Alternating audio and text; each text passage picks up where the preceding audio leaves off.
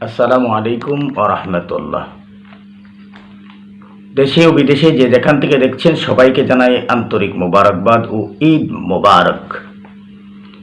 আমরা ঈদের দিনে করণীয় এবং বর্জনীয় সম্পর্কে আসলে আমরা ওয়াকিফ হাল নই, যার কারণে দেখা যায় ঈদের দিনে বিভিন্ন অশ্লীল কাজে আমরা লিপ্ত হয়ে যায়। আমাদের যুবকরা অনেক অশ্লীল কাজে লিপ্ত হয়ে যায়। আসলে করণীয় কাজ কি এটা আমাদের জানা দরকার। তাই আমি আপনাদের সামনে অধম উপস্থিত হয়েছি করণীয় সম্পর্কে দু একটি কথা বলার জন্য। করণীয় কাজ হলো, সর্বপ্রথম ঈদগাহের ময়দানে যাওয়ার আগে সর্বপ্রথম আপনার কাজ হলো আপনি গোসল করবেন। গোসল করে পাক পবিত্র হয়ে ঈদগাহের ময়দানে চলে যাবেন। ২ নম্বর হলো উত্তম পোশাক আপনি পরিধান করবেন, সাজসজ্জা করবেন, এটা আল্লাহ রসুলের সুন্নাত। ৩ নম্বর হলো সদকায়ে ফিতর আদায় করা। ঈদগাহের ময়দানে যাওয়ার আগে যে ব্যক্তি সদকায়ে ফিতর আদায় করে সে মঞ্জুরিকৃত সদকার সওয়াব পাবে। আর ঈদগাহের ময়দান থেকে আসার পরে কেউ যদি সদকায়ে ফিতর আদায় করে তাহলে সাধারণ সদকার সওয়াব পাবে। ৪ নম্বর হলো ঈদের নামাজ আদায় করা।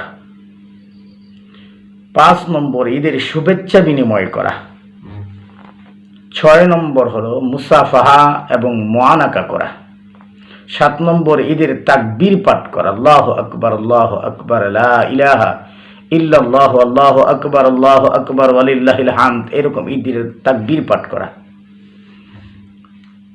৮ নম্বর ঈদের নামাজে যাওয়ার আগে খাবার গ্রহণ করা। ৯ নম্বর এতিম এবং অভাবীকে খাওয়ানো।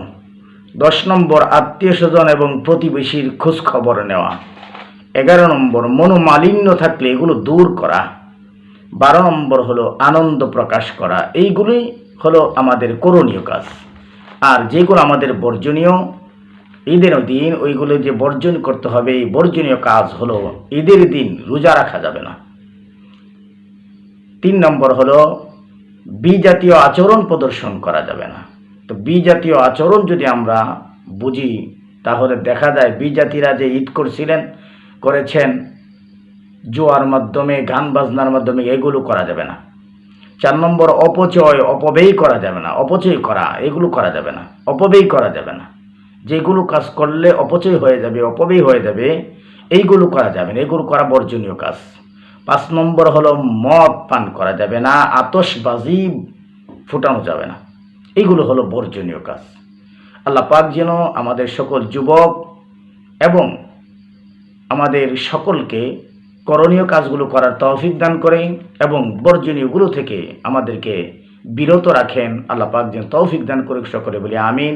ওমা আলাইনা ইল্লাল বালাগ। আসসালামু আলাইকুম ওয়া রাহমাতুল্লাহি ওয়া বারাকাতুহু।